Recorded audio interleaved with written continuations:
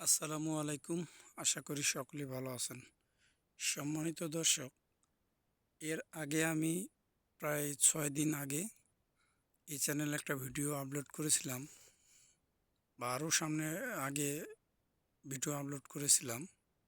সেই ভিডিওগুলোতে দেখাইছিলাম যে এই শশার ক্ষেতে কোনো রাসায়নিক সার ব্যবহার করা হয় নাই। যাক, আলহামদুলিল্লাহ, গাছের যে ফল আইছে তাতে আলহামদুলিল্লাহ অনেকটাই খুশি। একটু লক্ষ্য করলে আপনারা দেখতে পারবেন যে কতগুলো শসা ধরছে গাছগুলোতে। তবে এর আগে যেটা আমি হিউমিক অ্যাসিড একটু ব্যবহার করেছিলাম, বা লিকুইড সার ব্যবহার করেছিলাম, সেটাই মোটামুটি হয়তো একটু হলেও সেটার রেজাল্ট কিন্তু আছে বা হয়েছে। তবে তুলনামূলক হারে গাছের কোনো ইয়ে হয়নি, যে গাছগুলো যেভাবে পরিপক্ক মানে সবুজ সতেজ হওয়ার কথা সেরকম হয় নাই, কিন্তু ফলন চলে আসছে অলরেডি। এখান থেকে একদিন আমি বিক্রি করছি প্রায় 17 কেজির মতো শসা। বর্তমান শসার বাজার ভালো, 45 টাকা কেজি। তো একদিন 17 কেজি বিক্রি করছি। আবার ইনশাল্লাহ কালকে হারভেস্ট করলে দেখা যাচ্ছে যে 20 থেকে 25 কেজির মতো হতে পারে, একটা আনুমানিক। তো গাছে মোটামুটি ফল যেগুলো সেট হয়েছে আলহামদুলিল্লাহ ভালো। তবে আজকে আপনাদেরকে আরও একটা রিভিউ দেব যে আমি কিন্তু এখানে শশা চাষ করছি প্রায় দুই জাতের ভিতর এই জায়গায় কিন্তু সামরিন সুপার শশা আছে। সামরিন সুপার, এটা অ্যাডভান্স শিটের। আর যে শশাগুলো বর্তমান দেখতে পাচ্ছেন এটা হলো ভিএনআর সিটের জনতা। তো এটা আমি আগে রোপণ করছিলাম, এই শশাগুলো আমি আগে রোপণ করছিলাম। তো যাক, এগুলো ফল অলরেডি সেটিং হয়েছে, বিক্রি দ্বিতীয় হারভেস্ট কালকে করব। আর এখানে ভিএনআর সিটের জনটা প্রায় 4টে মাছা লাগা হয়েছে। এর ভিতর কিছু অনেক গাছ কিন্তু নষ্ট হয়েছিল। এই যে দেখ, এই জায়গায় এগুলা করলার গাছ রোপণ করেছি। তো এই করলার বীজগুলো, এই গাছগুলো কিন্তু রোপণ করা হয়েছিল প্রায়, গাছগুলোতে যখন আমি শশার দিছিলাম তখন এই গাছগুলো কিন্তু নষ্ট হয়ে গেছিলো। তারপরে বাড়িতে অ্যাডভান্স সিডের ছক্কা করলার বীজ আমার বাড়িতে ফেলছিলাম। ওইখান থেকে যে চারাগুলো হয়েছে সেগুলো আনি কিন্তু আমি এই যে গাড়ছি। তো হাইব্রিড বীজ থেকে হাইব্রিড ফল সংরক্ষণ করে যে বীজ রাখা যায় সেই বীজে নাকি ফল হয় না। তারপরও হয়েছিল, এখানে নিয়ে এসে রোপণ করছি, দেখা যাক হয় কি না, সেটাও পরীক্ষামূলক করা যাবে। হয় যদি তাও ভালো, না হলে তারপরেও কিছু করার নাই। তো রোপণ করছি, দেখা যাক এটা। আর অ্যাগ্রোয়ান শিটের যে সামরিন সুপার শশাটা গাড়া হয়েছে, এটার কিন্তু একটু লেটে রোপণ করছি, এটা আপনাদেরকে দেখাবো এখন। এই যে এটা কিন্তু মাছার যে অবস্থা, দেখা যাক। তারপরও যে ফলগুলো সেট হয়েছে আলহামদুলিল্লাহ ভালো। হ্যাঁ, এটা ভিএনআর শিটের জনতা।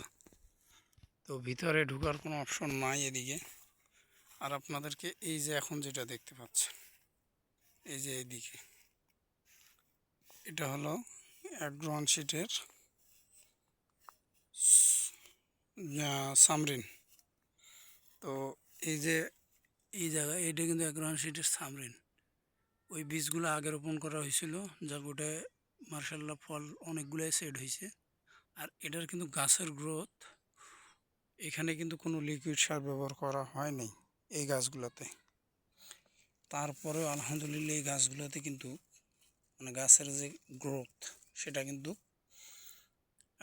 অনেক বেশি ওই গাছগুলোর থেকে। ওই গাছগুলো একবারে হলুদ বর্ণের হয়েছে। এই পাতাগুলো কিন্তু সবুজ সতেজ এই পাতাগুলো এই গাছের। তো যাক, মোটামুটি এই বীজটা ফল সেটিং অলরেডি শুরু হবে আর কয়েকদিন পরে, তখন এগুলো লেটে রোপণ করা হয়েছিল। এগুলো একটু লেটে রোপণ করা হয়েছিল।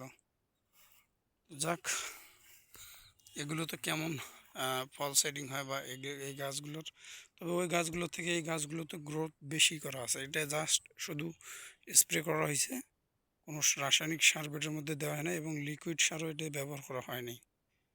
এই গাছগুলো মোটামুটি ভালো একটা গ্রোথ আছে।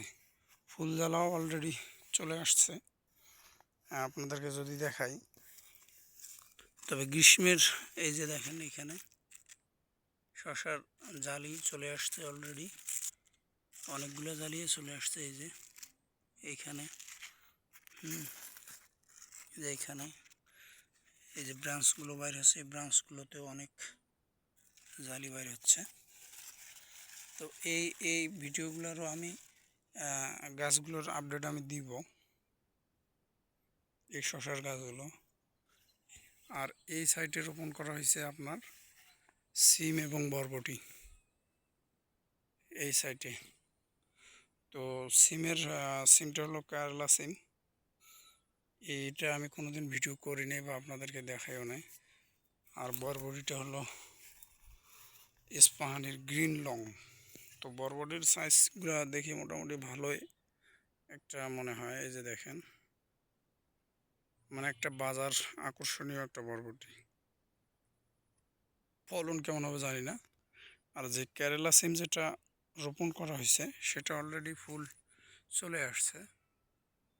এই যে দেখতে পাচ্ছেন, এই যে ফুল একটা দুটা করে ফুল চলে আসছে।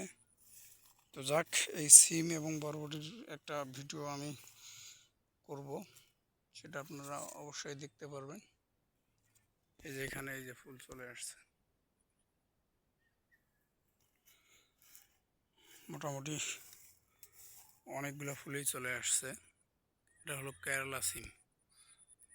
তো গাছগুলো যদি আমি আর 1 মাস আগে রোপণ করতাম তাহলে হয়তো আমি এতদিনে কেরালা সিম বেচতে পারতাম, তার কারণ অনেকেই বিক্রি করতেছে কেরালা সিম।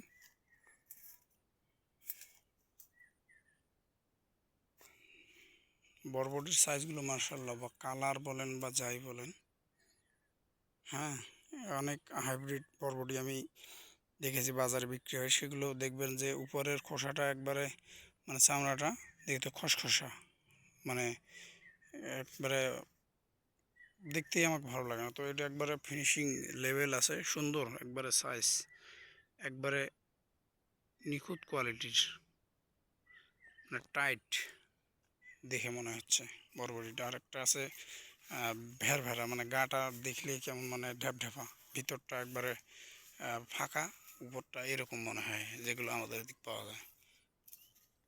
তো যাক, ভিডিওটা আর বড় করবো না, সবাই ভালো থাকবেন। আর যারা আমার চ্যানেলটি সাবস্ক্রাইব করেনি অবশ্যই সাবস্ক্রাইব করে পাশে থাকবেন। আসসালামু আলাইকুম।